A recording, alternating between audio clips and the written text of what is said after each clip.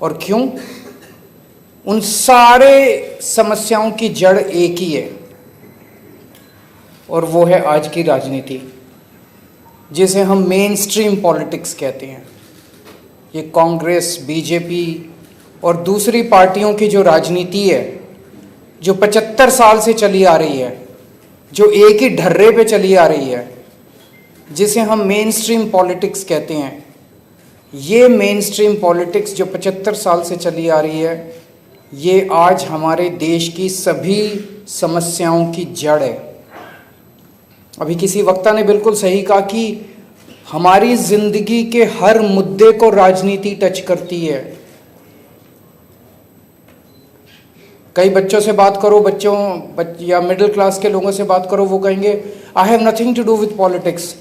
You bloody well you should have something to do with politics. ये जो बिजली आ रही है, ये भी राजनीति की वजह से आती है।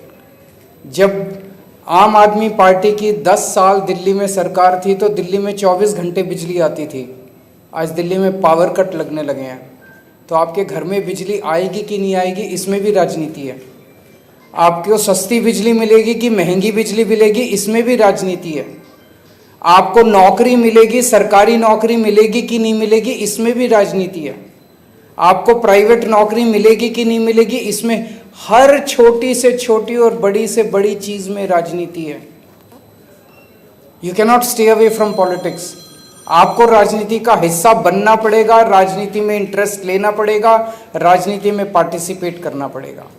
और आज जिस ढर्रे की राजनीति चल रही है, 75 साल से हमारे देश में चल रही है, इसको मेन स्ट्रीम पॉलिटिक्स कहते हैं। और यही आज की मेन स्ट्रीम पॉलिटिक्स हमारे देश की सभी समस्याओं की जड़ है। आम आदमी पार्टी ने 10 साल दिल्ली में राज किया, और अब पंजाब में हमारी सरकार है। दिल्ली में जिस तरह का काम हमने किया और जिस तरह की राजनीति हमने की, उसे ऑल्टरनेटिव पॉलिटिक्स कहते हैं।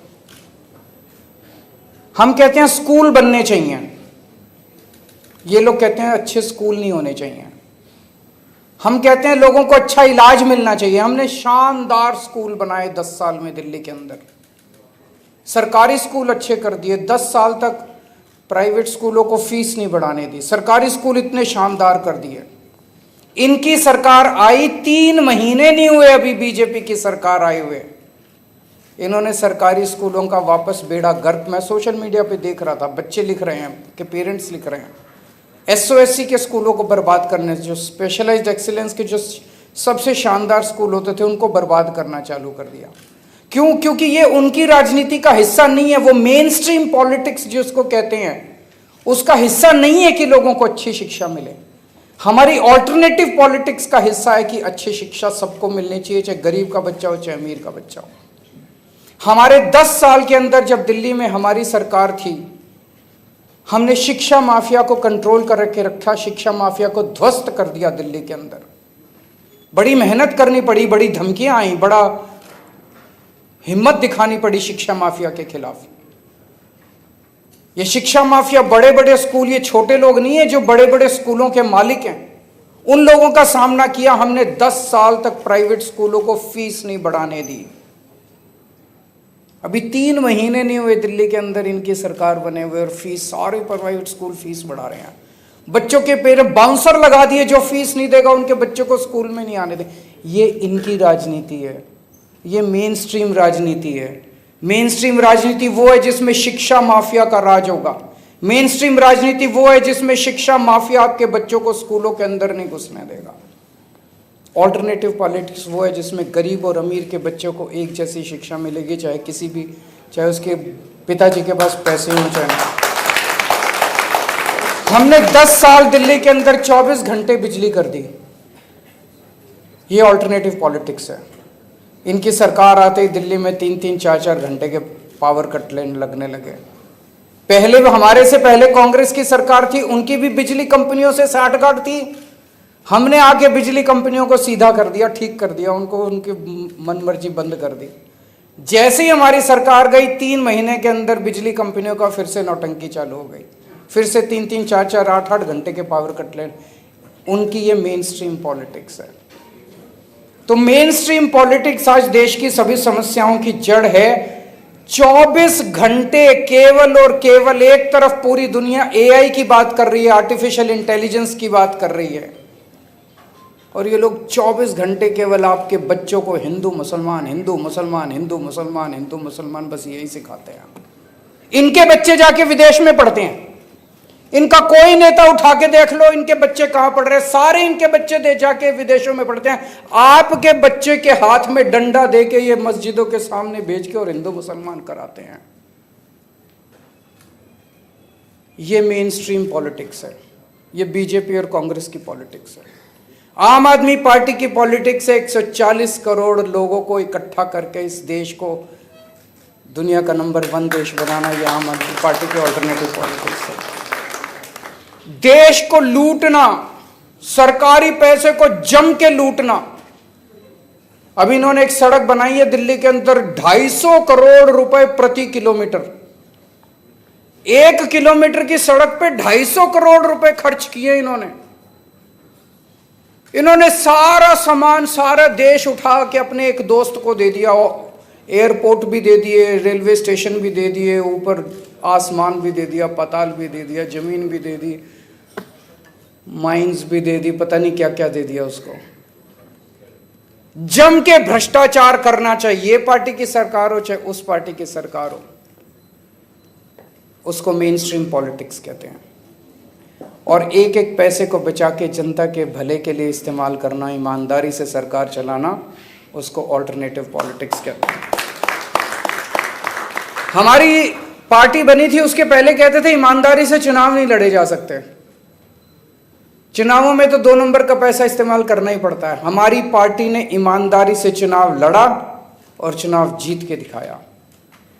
बेईमानी से चुनाव लड़ना, हिंसा से चुनाव लड़ना, गुंडागर्दी से चुनाव लड़ना, गलत वोट ऐड करवाना, ठीक लोगों के वोट कटवाना, वोटर लिस्ट से छेड़खानी करना, यह मेन स्ट्रीम पॉलिटिक्स है। और ईमानदारी से लोगों का दिल जीत के चुनाव जीतना, यह ऑल्टरनेटिव पॉलिटिक्स है। जो आपके खिलाफ बोले उसको पकड़ के जेल में डालना, यह मेन स्ट्रीम पॉलिटिक्स है। और लोगों को विरोधी विचारधारा को अपना पक्ष रखने की आज़ादी देना, यह ऑल्टरनेटिव पॉलिटिक्स है। गुंडागर्दी करना, गालियां देना, हिंसा करना, डराना, धमकाना, ये इनकी मेन स्ट्रीम पॉलिटिक्स है। और इस देश का विकास करके ऊंचाइयों पे ले जाना, ये हमारी ऑल्टरनेटिव पॉलिटिक्स है। एक बच्चा जब कॉलेज में एडमिशन लेता है, मैं सोच रहा था 16 साल का 17 साल का बच्चा कॉलेज में जाता है, वो आइडियलिज्म से भरा होता है, वो कुछ करना चाहता है देश के लिए, समाज के लिए। और वहाँ जब जाता है तो वहाँ स्टूडेंट पॉलिटिक्स देखता है, गुंडागर्दी, मारकाट, और वो उसी का हिस्सा बन जाता है। कई बच्चे उसी का हिस्सा बन जाते हैं। इसे ख़त्म करना है हमें। एक इस किस्म की ऑल्टरनेटिव पॉलिटिक्स तैयार करनी है। बच्चों के अंदर स्टूडेंट पॉलिटिक्स केवल चुनाव लड़ने की पॉलिटिक्स नहीं होनी चाहिए। चुनाव लड़ना तो स्टूडेंट पॉलिटिक्स का एक हिस्सा होना चाहिए। जैसा भी बताया गया, केवल 5% कॉलेजेस के अंदर देश में चुनाव होते हैं, बाकी जगह चुनाव नहीं होते हैं।